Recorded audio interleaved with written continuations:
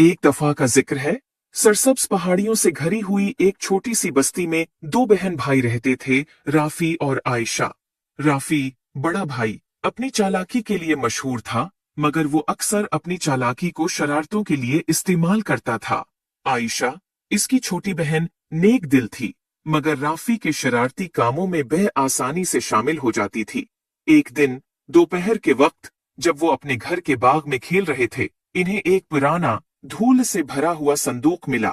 संदूक के अंदर उन्हें एक चमकदार लकड़ी की छुड़ी मिली जिस पर पुरस्कार नक्श व नुगार बने हुए थे। तजस्सुस से भरे हुए वो छुड़ी को अपनी दादी जहरा के पास ले गए। दादी जहरा की आंखें छुड़ी को देखकर पहचान से चमक उठीं। मेरे प्यारे बच्चों, ये एक जादुई छुड़ी है, उन्होंने वजाहत की। ये ख्वाहिशात पूरी कर सकती है, मगर याद रखो, इसे अक्लमंदी और नेकी के साथ इस्तेमाल करना चाहिए। अगर उसे खुद गर्जी या बेवकूफी से इस्तेमाल किया गया तो ये मुश्किलात पैदा कर सकती है। जो दादी जहरा की वार्निंग को नजरअंदाज करते हुए राफी ने फौरन एक बड़ी मिठाई के ढेर की ख्वाहिश की। अचानक कमरा मिठाइयों, चॉकलेट्स और केकस से भर गया। आयशा खुशी से चला उठी, मगर जल्द ही उन्हें एहसास हुआ कि मिठाइयां इतनी ज्यादा हैं कि वो खा नहीं सकते, और पूरा घर एक चपचपी जिंदगी में बदल गया। जिंदगी की परवाह किए बगैर राफी ने दूसरी ख्वाहिश की। इस बार इसने एक सुनहरी साइकिल की ख्वाहिश की। एक चमकदार सुनहरी साइकिल जाहिर हुई, मगर ये इतनी भारी थी कि चलाने में मुश्किल थी, और जैसे ही राफी ने उसे चलाने की कोशिश की, वो टूट गई। मायूस होकर इसने एक के बाद एक ख्वाहिश करना जारी रखा। हर एक ख्वाहिश का नतीजा किसी न किसी मुसीबत में निकला। आयशा, जो ये सब देख रही थी, इसे दादी जहरा की बातें याद आईं।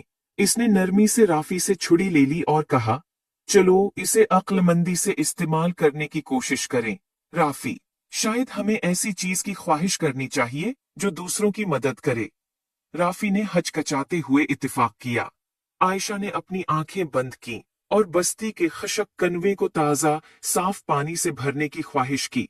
जादुई छुड़ी रोशन हो गई, और जब वो कनवे की तरफ दौड़े तो उन्हें कनवा चमकते हुए पानी से भरा हुआ मिला।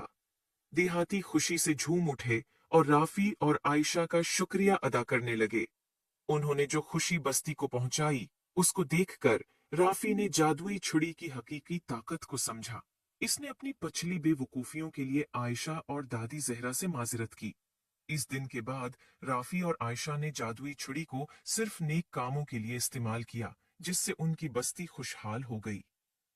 किसी नरमा अखलाक, इस कहानी से सीखने को मिलता है कि ताकत और वसाइल को अक्लमंदी और नेकी के साथ इस्तेमाल करना चाहिए। खुद गर्जी या बेवकूफाना अमल मुसीबत ला सकते हैं, मगर जब उन्हें दूसरों की मदद के लिए इस्तेमाल किया जाए तो वो खुशी और खुशहाली ला सकते हैं।